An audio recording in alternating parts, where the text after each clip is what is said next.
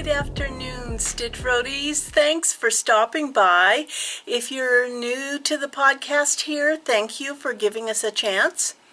And by us, I mean G and I. He does all of my editing. Thank goodness, because if he didn't, I'm not sure how I would do this. We just came back from a lovely short camping trip, and surprisingly, I didn't get a whole lot done. I did take 2 projects with me, but there's something about giving yourself a timeout.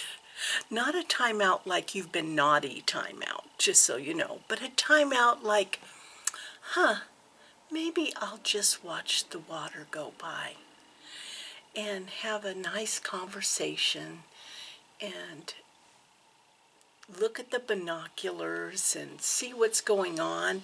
We were camped on the Columbia River, and you would not believe what a busy river that is. It is a working river to the port of Portland, and yeah, middle of the night you can hear barges go down the river. You know, those little, they aren't little, but I call them those little tugboats. I think I can. Oh no, that was a train, huh? Well, those tugboats are powerful, and they are either pushing or pulling these huge barges.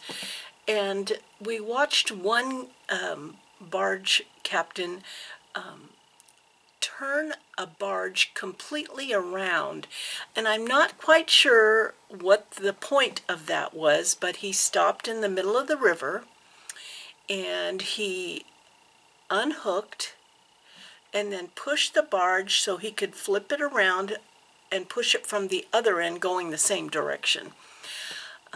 The Army Corps of Engineers, their boat was going up and down.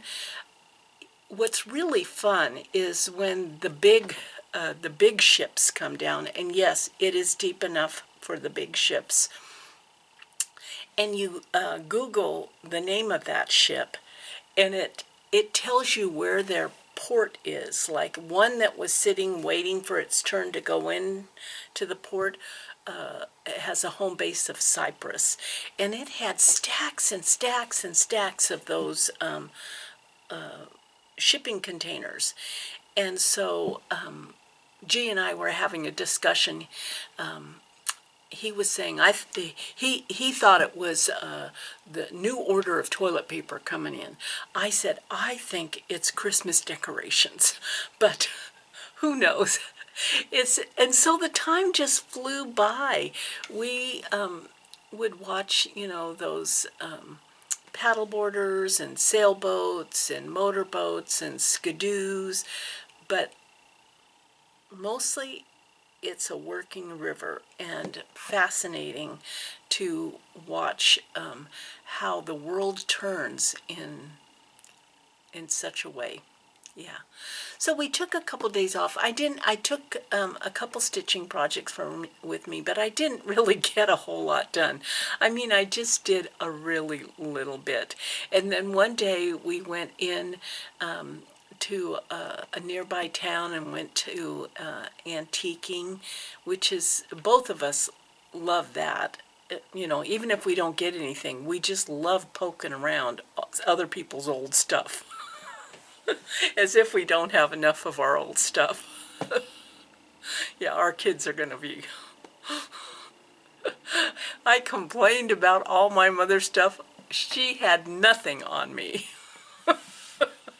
I think this room alone is going to give them pause. But what I did take is, I took my, my Prairie Schooler Santa, and I really didn't get very far on him, but there he is. And I really need to, and that's this one right here, I really need to get moving on him, because I need to start this one again. And thank you to all of you who reminded me that yes, I did pick that one out. I mean, I didn't pick it out, but my grandson picked that out. And I remember at the time he picked it out of all the Prairie Schooler Santa, he picks the one with the fish. Fascinating child. Fascinating child. I took my Cory bag. This is a small size bag, and I love these small size bags, and they're sold through Acorns and Threads. I mean, look at the back of that. Is that not gorgeous in the little charm? And so there's a spam call. But I like this size for my smaller projects. It's not like I have to take a big project bag. And so, yeah. Gosh, they are not giving up.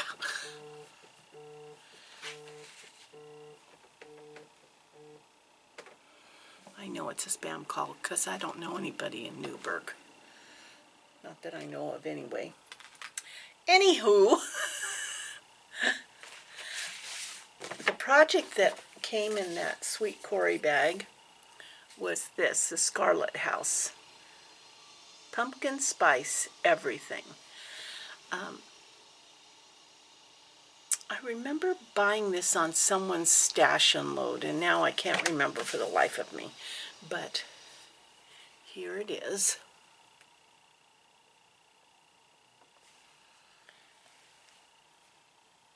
This looks like some kind of even weave. I should try to keep, and look at this. Look at this thread. I mean, and the stash unload, I remember, came with the thread and the fabric. Isn't that pretty? And everything fits just perfect in that smaller Cory bag. I call it Cory bag. I did finish my letters to Santa. This was a stitch along by the Fat Quarter Shop, and then I personalized it by putting two of my grandson's names on there. I just think this is adorable, and I love that I didn't succumb, because I tend not to be. How can I say this and not sound like I'm dissing myself? Well, I kind of like a, you know how, I'm not going to call myself a cow, but you know how one cow sees the gates open and then they all follow the rest of the cows through the gate? Yeah, well, I tend to be that person that whatever the designer says to do on it, I just do. I don't get outside the box. And in this particular case, I knew that I wasn't a fan of chalkboard, which is the fabric that they had chosen. I just have never been a fan of it. So I decided to pick a different fabric, and but I knew that I had to pick a fabric that the colors wouldn't get lost on, because the thing about chalkboard is it really pops the colors. It's kind of like this, you know, it pops color. So Night Sky by Fiber on a Whim, just really, the colors were perfect. And after all, Santa goes through the night sky. So I was real happy with that stitch along. So now you can get that pattern and stitch it. I think it's a great pattern as a gift or to personalize for your family, all of that stuff. What else has been going on here? Oh, I'm starting a new stitch along with Fat Quarter Shop. I looked at all their offerings and I really loved this. You Are the Boss. And what's really great about this, I want to stitch this, and I'm actually going to put it on the front of a Yazzie bag. But what's really cool is if you don't want to do these letters, you can download, yeah, stuttering. You can download the alphabet as a free download, all the script, and make your own saying up. Or it actually says inside this pattern that the spacing inside here will fit exactly 3 more quilt blocks. So you can just make it all quilt blocks. Yeah, how clever, just to give you options. So I'm going to be starting that, and I am doing it on, I decided to do it on 28 count Lugana antique white. Pretty. And mainly because I wanted it to be a certain size, so that's why I picked out 28 count. And then I also ordered this sweet pattern.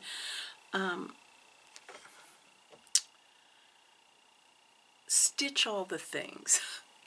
I was going, which floss tube did I watch? It was Stitch All the Things, and she was stitching all these lemonade and lime things for her August display. I think that's what it was. And I thought, I'm going to start doing that through the winter months so that next summer I have a bunch of cute pillows, because I not only like a great margarita, but I love making sun tea and flavoring it. I have a pitcher that actually has a screened in portion to it where you put like mint or cucumber or lime. I got turned on to all that flavored water because of a nursing conference I went to.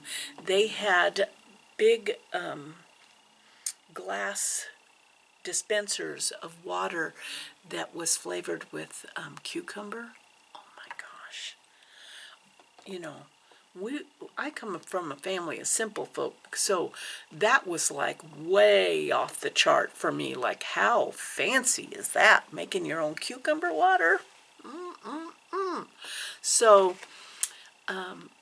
I started making flavored tea, sun tea, because it's been sunny, although today is just perfect. But I saw these cards, and she had a whole bunch of these lime and lemon and summer charts that she was doing, and I thought, I'm going to start with some of these. And I love Primrose Cottage stitches. You know, they're the ones that did the beehive stitch that I finished. And I just think it's so sweet. And I can see a whole bowl of pillows with these summer ones. So I bought that. Squeeze the Day. Oh, it's called Lindsay's Stamp Series. So it must not be real big. Yeah. So as you can see, all my plans in the earlier floss tubes about what my new starts were going to be, out the window. I saw this You Are the Boss, and this is an August stitch along, and I thought, I'm going to do that. Combines my quilting and my stitching. And then I saw the Primrose Cottage stitches. And I know that I've shown this to you before in might have been the last.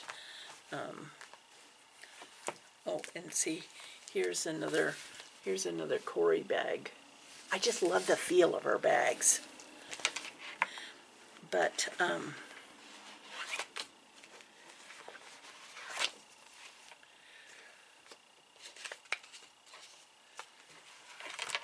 I showed you this. This is a must-have book.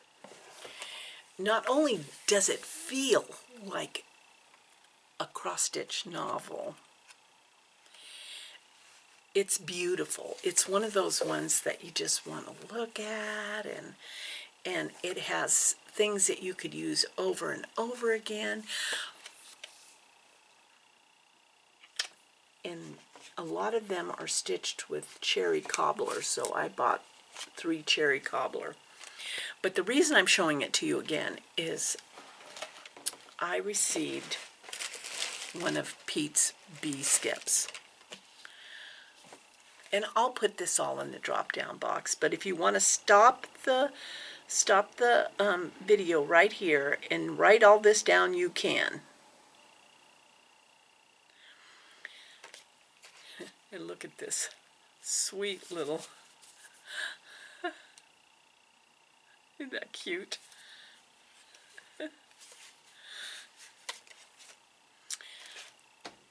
When I saw that Pete was making these, and you know, his wife, Carolyn, shows him on her Instagram. I'm stuttering. She shows everything Pete makes, she shows on her Instagram. And then when you see them on her Instagram, so you're going to want to follow her, you can say, I want that, or you can pre-order something, or you can go to their shop, and I'll put that information all in the drop-down box. But wait till you see this. When I saw it, I was like, I need to have this. It's a 5 scissor holder. Isn't that gorgeous? And it's made from Spanish cedar.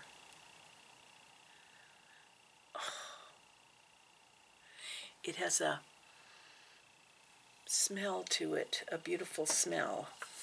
But when I saw it on Instagram, and the reason I wanted it was because I had just purchased this book, and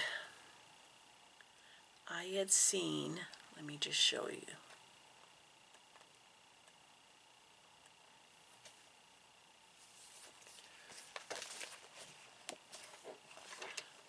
There we go.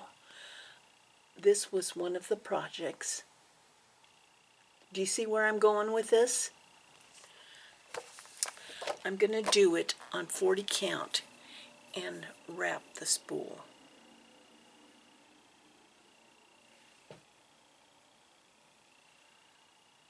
I know. Sometimes I amaze myself. Yeah. So, Simone's Smalls is going to go on Pete's scissor holder. I can't wait. So that's why everything I said last time about what I had planned, out the window. Yeah, that's the way it rolls around here. I cannot really 100% say that this is what I'm going to do until I actually do it. Most often, though, if there's something shiny over there, I'm gonna get distracted. Yeah, so I'm very excited about this, and I will put this in the drop down. Oh, and look, I just love that they went from this, you know, making 2 or 3 things to like really bringing it on. And oh my gosh, my scissors, I'm going to have my favorite scissors, you know. Love it. Absolutely love it. So that is kind of what I've been thinking as far as cross stitch goes. I have a gathering at Acorns and Threads coming up, and I think it's August 13th is the first designer showcase in the new annex. I can't wait for that. Beth Twist. Well, there's another project. Yes. And then I remember I told you, or you watched, hopefully you watched, it will astound you. My friend Linda, aka Van Mom, and I will put that in the drop down, because you're going to want to go and watch the video. It's like 2 or 3 videos back where I showcased her stitching room. And she is a multi-crafter. So you got cross stitch, you got quilting, you got journaling, you got paper crafts, you got punch needle. You know, she's one of those friends. So you have to have a very strong sense of self. Yes, a very strong sense of self. And when I went to her stitchy place, I really came away inspired and also, how can I do that? And really, there were so many fabulous ideas. There's just no, and you have to follow her on Instagram because she made purses, little tiny coin purses out of cross stitch or quilt blocks.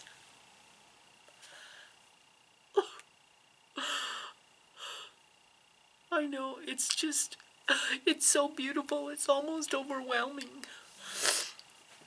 But the thing about it was how she displays, not displays, but how she stores her floss. Now, let me just tell you, the way I store my floss is in floss away bags stuffed in a drawer. The fancy ones are alphabetical on a ring, and the DMC is in floss away bags on rings by the number that they are.